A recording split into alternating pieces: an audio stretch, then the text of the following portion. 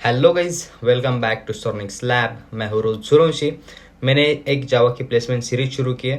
उसमें मैं core Java के, एसक्यूएल के और डीएसए के इंटरव्यू के क्वेश्चंस कवर कर रहा हूँ।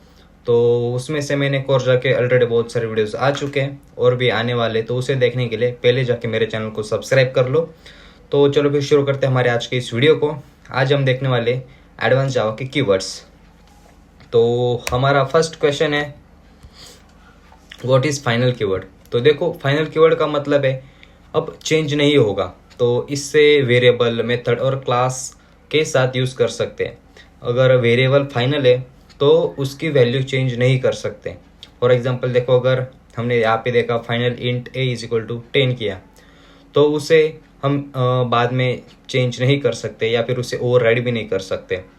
अगर फाइनल क्लास है तो उसे इनहेरिट नहीं कर सकते। ये सिक्योरिटी और रिस्ट्रिक्शंस के लिए यूज होता है। कोड को स्टेबल बनाता है, इम्यूटेबल ऑब्जेक्ट बनाने में मदद करता है। फॉर एग्जांपल देखो, अगर स्ट्रिंग क्लास फाइनल होती है उसे हम चेंज नहीं कर सकते, तो इससे अनवांटेड चेंजेस को अवॉइड होते हैं। परफॉर्मेंस ऑप्टिमाइजेशन में भी हेल्प करता है। अगर रियल लाइफ में हम देखेंगे तो परमानेंट मार्कर से लिखा हुआ जो हम एक बार लिख लिया तो उसे चेंज नहीं कर सकते, वैसा ही एक बार फिक्स हो गया तो उसे चेंज नहीं कर सकते। तो हमारा नेक्स्ट क्वेश्चन है, what is finally keyword. So finally block exception handling में यूज होता है। ये ट्राई कैच के बाद लिखा जाता है। इसका मेन काम क्लीन अप करना होता है। चाहे एक्सेप्शन आए या ना आए, फाइनली यूजुअली एग्जीक्यूट होता ही है। फॉर एग्जाम्पल देखो, फाइल क्लोज करना है, डेटाबेस कनेक्शन बंद करना है, ये फाइनली के अंदर आता है। तो ये रिसोर्स मैनेजमेंट के लिए इम्पॉर्टेंट है। अगर कैच ना भी चले, फाइनली फिर भी चलेगा। इवन रिटर्न स्टेटमेंट होने पर भी एग्जीक्यूट होता है, बस कुछ रेयर केस में नहीं चलता है। जैसे सिस्टम डॉट एग्जिट हो गया कि कोड को रिलायबल बनाता है। ये प्रोग्राम क्रैश होने पर भी क्लीन अप हो सकता है इसके अंदर। सो ये ऑप्शनल है लेकिन बहुत यूजफुल है। अगर रियल लाइफ में हम देखेंगे तो काम खत्म होने के बाद हम जो साफ सफाई करते हैं, ये उसी जैसा ही है। सिंपल में अगर देखेंगे तो फाइनली मतलब क्लीन अप द ब्लॉक। तो हमारा नेक्स्ट क्वेश्चन है, what is finalize method. So finalize method garbage collector से रिलेटेड है। जब ऑब्जेक्ट डिस्ट्रॉय होने वाला होता है तब ये कॉल हो सकता है। इसका यूज क्लीन अप वर्क के लिए किया जाता था। फॉर एग्जांपल रिसोर्स रिलीज करना, ये ऑब्जेक्ट क्लास का मेथड है, लेकिन मॉडर्न जावा में इसे अवॉइड किया जाता है क्योंकि इसकी टाइमिंग फिक्स नहीं होती। जीसी कब कॉल करेगा कुछ पता नहीं, ये रिलायबल नहीं माना जाता। अब ट्राई विथ रिसोर्सेस ज़्यादा यूजफुल होता है। परफॉर्मेंस इशू भी हो सकते हैं। जावा 9 के बाद इसे डिप्रिकेटेड कर दिया गया है।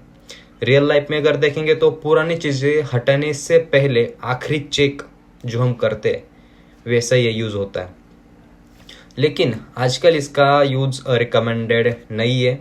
सिंपल में अगर देखेंगे तो फाइनलाइज मतलब ऑब्जेक्ट डिलीट होने से पहले ऑप्शनल क्लीनअप। तो हमारा नेक्स्ट क्वेश्चन है, what is static keyword. So static keyword class level चीज़ों के लिए यूज होता है, मतलब ऑब्जेक्ट बनाए बिना एक्सेस कर सकते हैं। स्टैटिक वेरिएबल सभी ऑब्जेक्ट में शेयर होता है। Static method directly class name से कॉल होता है।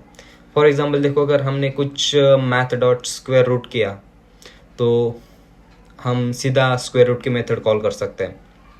मेमोरी सिर्फ एक बार अलोकेट होती है।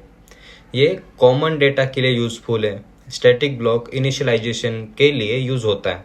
मेन मेथड भी स्टैटिक ही होती है क्योंकि जेवीएम ऑब्जेक्ट बनाए बिना उसे कॉल करती है। सो स्टैटिक मेंबर क्लास से बिलोंग करते, ऑब्जेक्ट से नहीं। परफॉर्मेंस और मेमोरी ऑप्टिमाइजेशन में हेल्प करता है।